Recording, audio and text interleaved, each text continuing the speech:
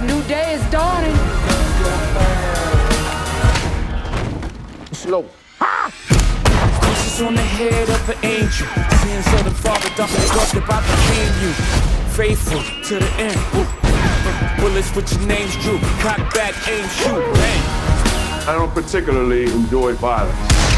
That being said, you are currently in company of extremely violent individuals. Jump, mother. My guns go bang. I can make the guns go bang. What I find so amazing about The Harder They Fall is that the film finally showcases Black characters in a Western. So what were your thoughts when you first read the script? Well, that's absolutely the first thing that jumped out is all the characters are Black. So already I'm interested in this premise. And then you sort of reflect on why you haven't seen this before, why you haven't seen a lot of Black images in this genre. So then you do your research, and then you discover that 1 in 4 cowboys was indeed Black. And then you figure out, well, why didn't they exist in literature and in cinema when this genre was invented?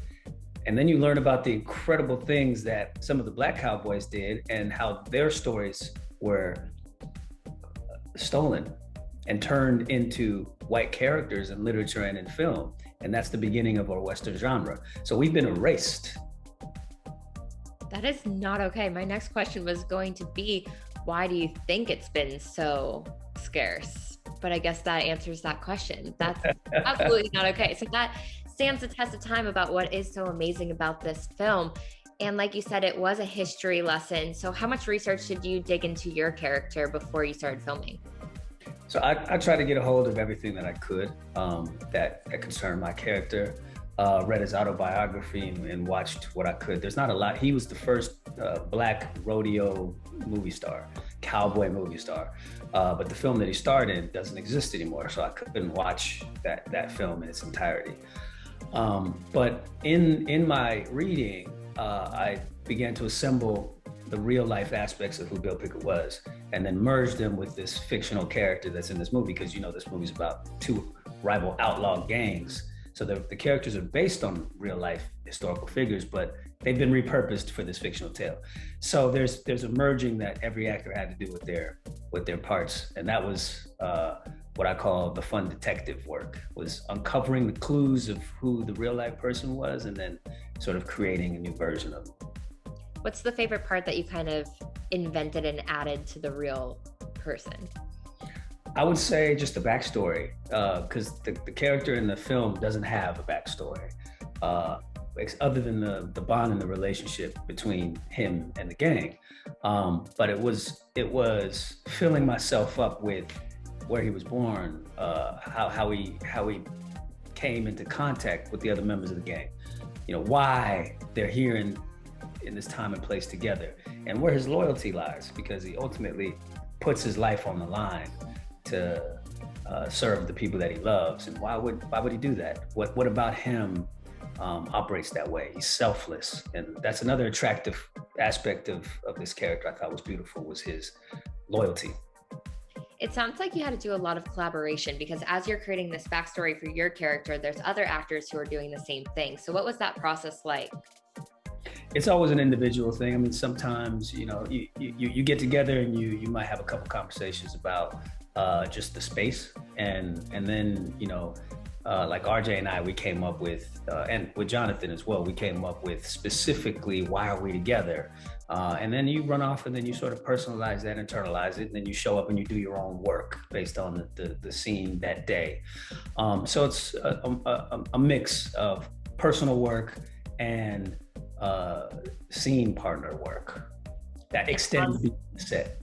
Absolutely. And on that note, the cast is quite A-list. What was it like to be working with the minds of Regina King and Idris Elba? Well, everybody's a fan of them. I don't think you could find somebody who doesn't appreciate what they're bringing to the world with their artistry. They're at the top of their game. They're just beautiful artists. And you understand why they're successful, because they're that good and they're that humble and that charming, and I can't think of enough good things to say about Regina. And I've known Idris for a number of years. We're not close, but you know, I've known him, and he stayed pretty much the same to me. And they're just wonderful, wonderful artists. I love that. Another thing that I love is I feel like this movie, there's almost this like unspoken mission for everyone in the film, cast and crew, to almost right the wrongs of history, if that makes sense. So I guess my question is, what do you hope that Netflix viewers will take away after they're finished watching the film? Well, first of all, I say that, you know, there's 10 leads in this film. And this is I digress. There's 11, because the 11th lead is the soundtrack. The music is a character in this film, and it's phenomenal. But there's 10 characters, and all of these characters are unique, and they really existed. So my observation is that people walk away from this movie having their favorites, and it's never the same people.